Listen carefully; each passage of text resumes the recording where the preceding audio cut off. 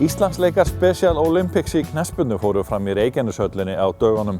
Leikarnir eru samstarfsverkefni Special Olympics á Íslandi og Knattspyrnusambands Íslands. Þeir eru haldnir í Reykjanesbæ þar sem NES, sem er íþróttafélag fatlaðra á Suðurnesjum, stendur fyrir mjög öflugu knattspyrnustarfi. Fyrir leikana fór fram kyndilhlaup lögreglumanna eða Law Enforcement Torch Run.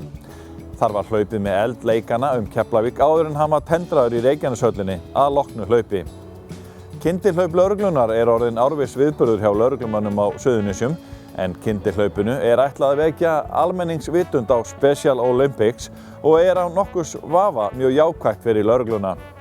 Guðmundur Sigurðsson, rannsóknarlögreglumaður hjá lögreglunni á Suðurnesjum, hefur farið fyrir hlaupinu hér á landi. Hann er einnig formaður NES. Sjónvarp Víkurhundar ræddi við kappann kyndilhlaupið, en hann fór einnig síðasta sumar á alþjóðleika Special Olympics í Kaliforníu í Bandaríkjunum með hóp keppanda frá NESi. Fyrir leikana hljóp Guðmundur Bandaríkin ásamt lögreglumönnum frá 24 löndum í 118 borgir og bæi í Kaliforníu. Heyrum hvað Guðmundur hefur að segja þetta áhugaverða verkefni lögreglumanna.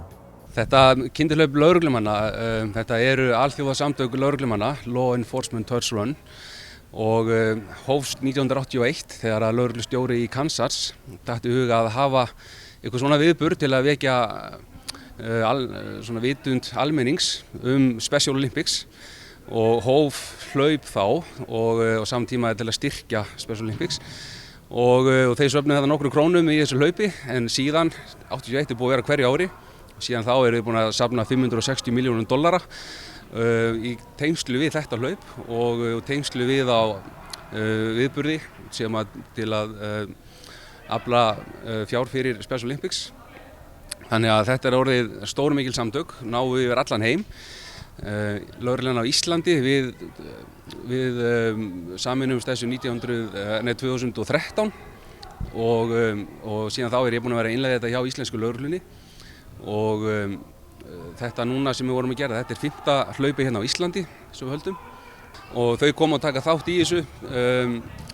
Það setti upp þetta mót Íslandsleikar í knattspyrnu og með þessu sem að þeim gefst kostur að síðan taka þátt í hlaupinu með okkur, gera það og sonur minn, hann er að taka þátt í Special Olympics og við höfum, og það er ástæða fyrir því líka, við fjölskyldan fór til Los Angeles líka til að fylgja síðan með honum og hann var að keppa þær í fótbolta. Þannig að það má segja að ég er lögreglumaður og er að innleiða þetta kyndilhlaup.